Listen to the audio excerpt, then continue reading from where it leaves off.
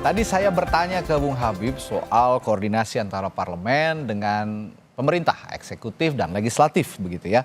Nah, saat nanti rapat dengan dengar pendapat dengan jumlah kementerian yang cukup banyak saat ini, ya memang sudah ada pengembangan komisi ya, ada 13 komisi saat ini di parlemen. Tapi metodenya komisi-komisi di DPR sebagai mitra kerja kementerian ini apakah punya rencana treatment yang berbeda atau akan tetap sama polanya, Bung Habib, sebagai orang yang duduk di DPR pasti tahu sekali.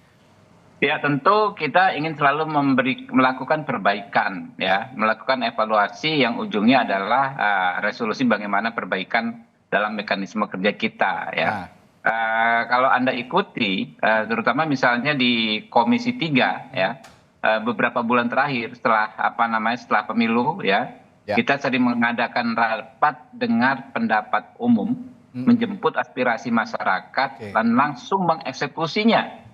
Contoh, misalnya kasus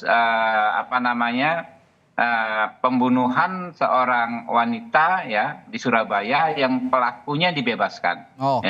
Ya. Saat itu kan kita langsung panggil, kita minta KY langsung bergerak cepat, lalu kita minta jaksa untuk mengajukan yang namanya kasasi upaya hukum. Ya. Dan kepada imigrasi untuk melakukan cekal. Tiga-tiganya langsung kita eksekusi, ya kita hubungi mitra terkait, KY langsung bergerak cepat dan memecat ketiga hakim tersebut yang membebaskan. Ya, impact instan ya. Imigrasi langsung melakukan cekal, ya. Kemudian kejaksaan melakukan upaya hukum yang namanya kasasi. Nah ini artinya memang kita mau yang seperti itu. Dan beberapa kali yang waktu kasus Afif Maulana juga demikian. Kita langsung rekomendasikan dan rekomendasi kita langsung dilaksanakan. Ekshumasi terhadap jenazah Afif Maulana. Terakhir yang hakim kemarin. Bahkan ya pimpinan sidang Pak Dasko langsung menelpon ya kepala negara terpilih ya Pak Prabowo Subianto. Yang langsung juga mengeluarkan kebijakan yang langsung konkret. Nah kita pengen yang seperti itu ke depan ya. Kita ini sebagai lembaga legislatif bukan sekedar berbicara berbeda dengan eksekutif, melakukan koreksi dengan publikasi yang sekedar menyerang, tidak seperti itu. Kita lebih ingin mencari solusi. Nah ini yang kita lakukan di Komisi 3, di mana saya memang hanya berkapasitas bicara di situ karena saya 5 tahun di Komisi 3, itu sudah kita lakukan dan akan kita lakukan. Insya Allah hari ini ada pengesahan AKD ya, pimpinan, dan mulai hari ini kita sudah bisa mulai bergerak semua. Jadi belanja masalah, belanja kasus, selesaikan, baru koordinasikan dengan eksekutif, begitu ya kira-kira terus begitu. Langsung seperti itu. Nah, kalau begitu. Sebelumnya kalau Anda perhatikan nggak pernah ada yang namanya RDPU, rapat dengar pendapat umum ya, yang langsung ada kesimpulan yang langsung sifatnya eksekutif ya, mengeksekusi persoalan gitu loh. Coba deh, dahulu pernah ada nggak? Rata-rata masih omon-omon wacana rekomendasi ya kan. Kalau ini kita langsung panggil mitranya. Sebetulnya undang-undang kita telah mengatur saudaraku, undang-undang kita mengatur parlemen ini kuat sebetulnya gitu loh. Tapi kekuatan itu bukan sekedar kita beradu gengsi, beradu ego dengan eksekutif, bukan. Justru kita memperkuat teman-teman di eksekutif ya supaya kerjanya semakin maksimal. Jadi nggak perlu bertentangan. Nah itulah ciri khas kita sebagai bangsa. Saya kurang sepakat sebetulnya mengatakan misalnya DPR sebagai lembaga check and balance. Lantas kalau setelah check and balance untuk apa? Justru kita harus kedepankan praktek best practice yang kita lakukan berabad-abad, yaitu musyawarah. DPR ini sebagai lembaga negara ya karena kita kedepankan musyawarah cari solusi di setiap persoalan. Jadi nggak hanya keras-kerasan tapi ada manfaatnya buat masyarakat secara langsung. Baik. Jadi kalau di kementerian ada bootcamp gitu ya, kalau di DPR begitu, belanja kasus, belanja masalah selesaikan dulu baru koordinasikan. Tapi DPR ini juga perlu bootcamp nggak sih kira-kira? Kalau teman-teman ya, kita lihat masing-masing partai politik sekarang punya macam metode refreshment sama. Teman-teman PAN cek ke abang Viva Yoga. Kemarin agak ekstrem juga katanya di puncak ada event bela negara. Tinggal di tenda yang sederhana, katanya makannya hanya nasi bungkus Pak, berhari-hari ya kan. Nggak bisa jajan juga, nggak bisa datangkan makanan dari luar ya. Ya, begitu yang memang rekrutmen dilakukan oleh masing-masing partai politik. Jadi partainya ya, bukan institusi parlemennya. Ya, institusi parlemen tapi partainya. Kalau Gerindra udah biasa ya begitu, kalau Ya, Pak Prabowo ya, betul. udah terbiasa begitu. Nah, ini cara-cara untuk melatih kedisiplinan, Mas Agung ya. Apa seperti bootcamp, leadership camp gitu yang dilakukan Pak Prabowo. Anda tuh yang mengatakan hal itu sangat positif dilakukan sampai ke tingkat bawah begitu kalau bisa terkoordinasikan dengan baik. Tapi memang akar masalah kita soal disiplin. Anda setuju? Persis ya, disiplin, kemudian soal etos kerja yang kadang menyesuaikan mood, Mas. Jadi perlu semacam pengingat, monitoring ataupun sistem evaluasi agar disiplin itu tersistematisasi, bukan by mood lagi, by person, tapi by system oleh kementerian itu misalkan. Sehingga birokrat ini nggak ada alasan lain untuk kemudian tidak perform. Ya, misalkan ada reward punishment management yang jelas ya. KPI-nya juga lah semacam itu kalau kita di swasta ya, sehingga mereka nggak ada pilihan selain tumbuh terus, kerja dengan maksimal dan seterusnya. Tapi saya ingin elaborasi setelah bootcamp selesai semuanya ada arahan KSK, Mas. KSK itu koordinasi, sinkronisasi dan komunikasi. Problemnya di sini nanti karena kan ada beberapa kementerian itu yang dipecah, kemudian ada yang baru. Nah, ujung tombaknya siapa? Ini Menko semua ini, 7 Menko itu. Nah, kalau ini nggak maksimal, tumpang tindih, inefisiensi, inefektivitas, nah ini yang jadi problem lagi. Nah, saya kira ketika menteri wakil menteri ada, nih harus sering-sering nih komunikasi, koordinasi dengan kementerian yang sebelumnya induknya, kalau memang dia terpecah ya, atau yang baru. Untuk apa? Agar sinergis dengan Menko-nya seperti itu. Karena kalau ini tidak terjadi, nah ini bisa repot nanti malah jadi beban Pak Prabowo di pemerintahan besok. Nah, saya kira sinkronisasi menjadi kata kunci dan koordinasi karena pasti 100 hari ini masyarakat akan menagih kan. Kira-kira ada nggak hal positif yang memang langsung bisa dirasakan oleh mereka lewat tadi ya quick win program tadi ataupun yang lain yang memang itu menjadi hak-haknya masyarakat kita seperti itu. 100 hari kalau rezim-rezim sebelumnya, pemerintah sebelumnya kan tetapnya ada evaluasi 100 hari. Berarti masih perlu ya sekarang ini dengan postur yang apalagi cukup besar gitu karena kemarin ada KSP, masih ada KSP ya, ada beberapa statement Bang Kodari itu menarik untuk dilihat karena bisa jadi evaluasi itu akan di KSP. Jadi mirip seperti modelnya Pak Jokowi kalau di masanya Pak SBY kan ada UKP 4 Mas ya.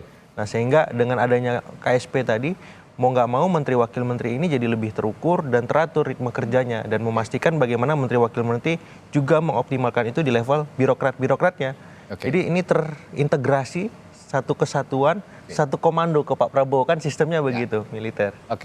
Nah, saya kembali ke Mas Viva. Ini dalam konteks 100 hari evaluasi kerjanya pemerintahnya Pak Prabowo, tentu akan ada kontribusi dari kementerian yang Anda pimpin juga nih di Kementerian Transmigrasi. Saya lebih teknis lagi tadi, saya akan bertanya soal sepertinya akan ada problem sedikit masalah terkait public approach atau pendekatan ke masyarakat terkait transmigrasi. Sekarang masyarakat sepertinya masih agak antipati dengan transmigrasi karena sudah ada berada di zona nyaman begitu di daerahnya masing-masing.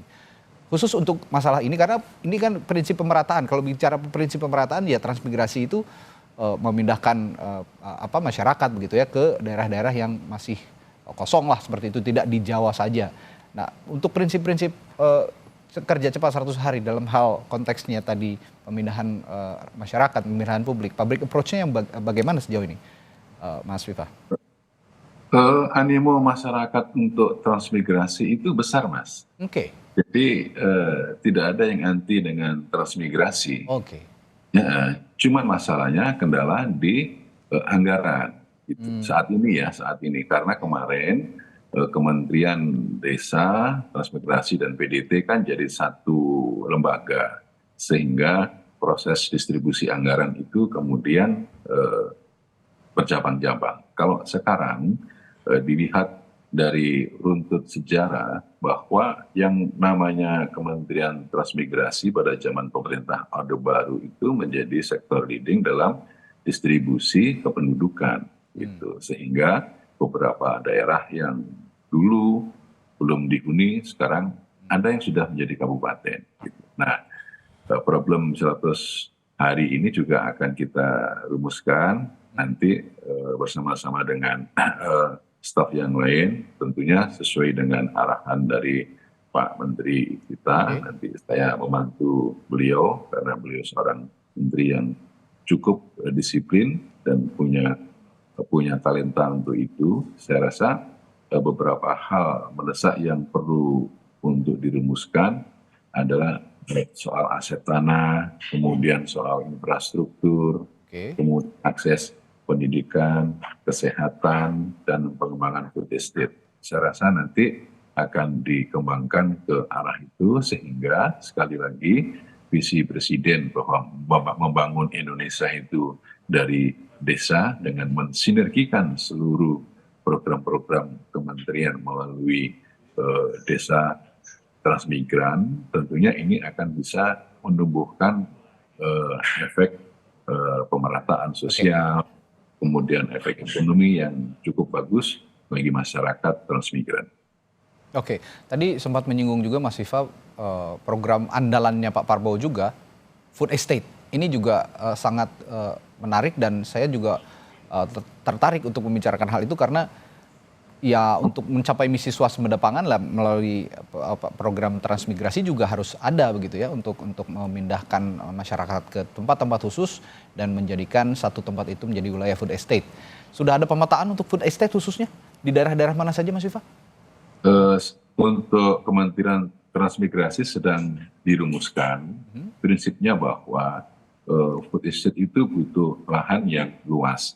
Sedangkan di Pulau Jawa sudah terjadi perubahan alih fungsi dari lahan produktif menjadi lahan properti dan lahan industri. Sehingga food estate itu mau tidak mau harus berada di luar Pulau Jawa. Yang menjanjikan di Kalimantan dan di daerah Indonesia Timur, terutama di Papua, dan dari Kementerian Transmigrasi nanti akan memetakan dan mentabulasi daerah-daerah transmigrasi yang sudah existing, itu nanti kita akan dorong dalam rangka untuk membantu program food estate dalam rangka apa? Untuk pemenuhan kebutuhan pangan, terutama bahan pangan pokok yaitu padi, jagung, dan kedelai, pacari. Gitu Mas. Dari sisi fiskal anggarannya sudah siap, Mas Viva? Ya belum, kan ini untuk anggaran kan tergantung kepada APBN 2025 yang sudah diketok palu. Nanti setelah kita akan penataan struktur organisasi, money function, beberapa kementerian yang sudah tertata organisasinya akan kita tata ulang dan perlu juga dipertimbangkan karena ini adalah adanya kementerian lembaga yang baru. Nanti kita akan konsultasi dengan Pak Bu Menteri Keuangan untuk melakukan APBN perubahan atau refocusing atau apa yang kira-kira agar proses untuk penambahan anggaran di Kementerian Transmigrasi ini bisa sesuai dengan kebutuhan apa yang telah kita daftar nantinya. Gitu. Baik. Ya, akselerasi fiskal juga dibutuhkan koordinasi dengan parlemen tentu saja, Bung Habib. Kalau selain tadi yang Anda katakan ya, ada belanja masalah, belanja kasus untuk segera dikoordinasikan, apakah juga soal sokongan persetujuan fiskal ini juga jadi apa ya namanya, jadi materi khusus begitu untuk mempercepat program-programnya Pak Prabowo, terutama 100 hari? Bung Habib? Oh, sepertinya audionya belum terbuka. Bung Habib, mohon maaf.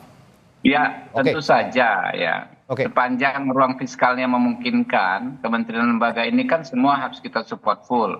Makanya salah satu prioritasnya Pak Prabowo adalah bagaimana akselerasi penambahan pendapatan negara, ya maksimalisasi ya agar semakin maksimal. Nah itu yang berkali-kali Pak Prabowo sampaikan, misalnya kita sebentar lagi ya dalam waktu yang hanya 2 atau 3 tahun bisa saja sudah memenuhi kebutuhan energi kita sendiri ya dengan berbagai macam bioenergi. Kemudian kita bisa memenuhi kebutuhan pangan kita sendiri ya, bahkan kita bisa menjadi lumbung pangan dunia bukan sekedar dengan food estate, tetapi dengan perbaikan sistem pertanian dengan bibit-bibit yang maksimal, dengan sistem penanaman yang sangat-sangat mengedepankan ilmu dan teknologi. Nah, ini sudah dipraktekkan di beberapa negara lain ya. Nah, kita bisa ya, ahli-ahli kita sudah menyatakan kita bisa melakukannya di Indonesia. Jadi kita tidak sekedar berbicara hal yang normatif, harus disupport ya. Kalau uangnya nggak ono, support pakai apa? Itu kan persoalan kita selama ini. Kita misalnya di satu komisi di DPR ada 11 sampai 10 mitra, semuanya mengedepankan program-program yang prioritas. Tapi kan ruang fiskalnya memang terbatas. Nah, itu yang ingin digenjot oleh Pak Prabowo ya. Pendapatannya dulu ya. Kita istilahnya tabungan kita dulu perbanyak, barulah ruang fiskal kita bisa membesar di masing-masing sektor. Oke, kalau pendapatan negara ornamennya kalau menurut DPR dari mana yang paling besar? Ya, itu tadi disampaikan oleh Pak Prabowo ya, berbagai macam ya, mulai dari sektor energi, sektor pangan ya, itu kan salah satu kos terbesar dalam penyelenggaraan negara ini ya. Kemudian juga efisiensi itu di semua lembaga ya. Kita lihat misalnya biaya perjalanan dinas yang memang kadang-kadang tidak efisien ya. Jadi berbagai sektor ya kita maksimalkan untuk penambahan pendapatan negara, termasuk juga misalnya mendorong majunya industri kreatif ya. Karena selama ini kadang dianggap sepele, padahal banyak negara ya dengan berbekal industri kreatif itu mendatangkan pendapatan kepada warganya dan akhirnya pada negaranya juga yang sangat-sangat maksimal. Contohnya Korea ya kan ya, India juga dengan industri film, industri kalau di Korea industri K-pop dan lain sebagainya. Ya. Oke, ini yang menarik tadi justru saya perhatikan ada pemotongan kos belanja pegawai sepertinya, Mas Agung. Kalau bukan pemotongan, kita mengedepankan efisiensi. Kadang-kadang kita cek ya, misalnya kayak saya di DPR Pak, sehari ada 5 rapat. Ya. Dalam 5 rapat itu kita ada 5 konsumsi. Nah itu. Yang kita sebetulnya anggota DPR itu nggak makan semuanya, gitu. Tidak, hampir semua anggota DPR itu kan diet, istilahnya. Udah 50 tahun ke atas, tidak lagi makan kue-kue yang berwarna-warni, ya kan, tepung, gula dan lain sebagainya, gitu kan ya. Ya, tapi kita rapat sehari 5 kali ada 5 konsumsi dikali jumlah anggota 50 orang per komisi. Yang hadir hampir dapat dipastikan tidak pernah full kan rapat itu kan ya. Nah efisiensi kan bisa di situ. Bisa yang hadir tinggal setengah. Nah sisanya kemana? Gitu kan. Nah hal-hal sederhana seperti ini. Tapi kalau dikalikan ribuan kegiatan di birokrasi tentu akan sangat besar juga. Ini efisiensi yang kita bisa lakukan. Misalnya rapat-rapat DPR udahlah air putih aja dengan buah gitu kan ya. Sehari satu saja ya kan. Benar ya, air putih cukup ya. Satu gitu ya. Ya cukup. Nggak dimakan juga kok di meja. Iya kan? Ini air putih saja cukup. Berarti ada efisiensi kalau bahasanya Bung Habib. Tapi ya tentu saja ada anggaran-anggaran yang dipotong untuk efisiensi itu. Untuk misalnya konsumsi yang biasanya 5 kali sehari ya dipotong 3 kali cukup lah gitu kan. Kalau biasanya minumnya air sirup gitu ya, sekarang air putih. Teh pakai gula. Lah kita sudah nggak konsumsi gula semua. Udah takut diabetik semua gitu. Saya bertanya ke Mas Agung begini, kesiapan fiskal, tadi juga ruang fiskal disediakan dari berbagai aktivitas pemotongan anggaran, termasuk juga yang tidak efektif begitu ya. Nah kalau dari sisi politis, memotong atau memangkas anggaran-anggaran dengan juga mengoptimalkan pendapatan negara, akselerasinya akan cepat nggak? Mengingat saat ini posturnya juga besar nih kementerian. Bagus banget kalau bisa ya, apalagi misalkan ada kebijakan dari presiden ataupun menteri wakil menteri, mereka siap menyisihkan gajinya, tunjangannya 50%. Konkret gitu. Itu publik langsung tepuk tangan kan, wah ini gebrakan lagi, ini kan asik gitu. Nah saya kira itu bisa dimulai dari atas sebenarnya. Kemudian yang kedua ya kalau memang APBN kita banyak tersedot untuk belanja pegawai sama belanja barang, yaitu gimana caranya bisa disiasati dengan tadi ya rekayasa anggaran yang disampaikan Bang Habib itu efeknya pasti luar biasa. Kalau dikerjakan oleh semua institusi kan 48 kementerian seperti itu luar biasa. Nah yang ketiga juga bisa juga ya saya kira mencari sumber-sumber baru ya ekonomi pendapatan kita supaya apa? Supaya ruang fiskalnya semakin besar. Tapi itu kan butuh waktu. Yang paling dekat, yang paling cepat ya dengan otak-atik insentif yang diterima oleh efisiensi anggaran itu. Ya, menteri, wakil menteri, dirjen-dirjennya, pegawainya janganlah, yang atas saja, presidennya, wakil presidennya. Ini saya kira kebijakan populis yang semua pihak pasti sepakat nggak ada masalah soal itu. Namun di luar itu semua yang paling penting sebenarnya bagaimana anggaran quick win ataupun program lain itu nggak bocor, Mas. Karena jangan sampai kalau misalkan bocor, ada korupsi di sana, saya khawatir malah semakin tidak efektif nanti programnya. Saya kira pengawasan yang penting ketika sudah ada anggaran itu. Jangan sampai terulang lagi masalah-masalah sebelumnya dan malah ada, maaf nih, menteri atau wakil menteri yang tersangkut di situ. Jangan sampai ini itu. The last but not least, tapi saya harus tanyakan juga ke Mas Viva terakhir, Mas Viva. Untuk tadi selain efisiensi anggaran begitu ya, atau mempercepat pendapatan negara, tadi yang poin yang penting juga untuk diperhatikan untuk di masing-masing kementerian.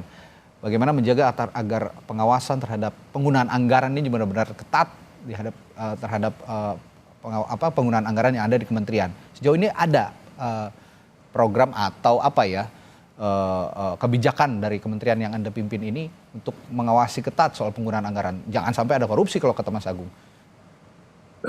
Pengalaman saya di DPR selama 10 tahun, itu di setiap kementerian lembaga ada yang namanya Dirjen Pengawasan, namanya Inspektorat Jenderal Irjen.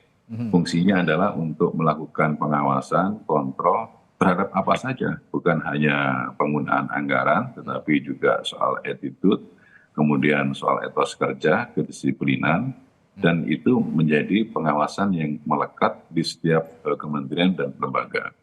Sistem pengawasan internal seperti ini menurut saya akan baik apabila terus ditingkatkan melalui metode yang lebih manusiawi, ya, yang lebih menekankan pada aspek bagaimana membangun kesadaran kognitif dari para pegawai yang tentunya mereka juga perlu untuk dihormati, yang bekerja siang malam demi untuk program-program pemerintah, tapi juga harus aspek-aspek hukum, aspek-aspek moral, aspek-aspek kemanusiaan, aspek-aspek sosial juga harus lebih ditekankan agar mereka bisa bekerja dengan riang gembira, tanpa tekanan, berdisiplin dan mempunyai etos kerja yang baik, sehingga percepatan program dari pusat sampai ke daerah itu bisa terrealisasi dengan baik.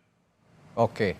Intinya untuk kerja cepat, siap-siap nih Mas Viva, sediakan vitamin yang banyak, siapkan kopi yang banyak untuk melek gitu ya, dan juga kuatkan fisik kalau memang ada LDK latihan dasar kepemimpinan harus ada bootcamp tadi, ini harus siapkan fisik juga untuk bareng-bareng sama-sama perangkat kementerian juga bisa melatih disiplin, tentu saja untuk membuat kerja cepat ini bisa terrealisasi dengan baik. Terima kasih Wakil Ketua Umum Partai Gerindra, Bung Habibur Rahman, Wakil Menteri Transmigrasi Viva Yoga Mauladi, dan Mas Agung Baskoro dari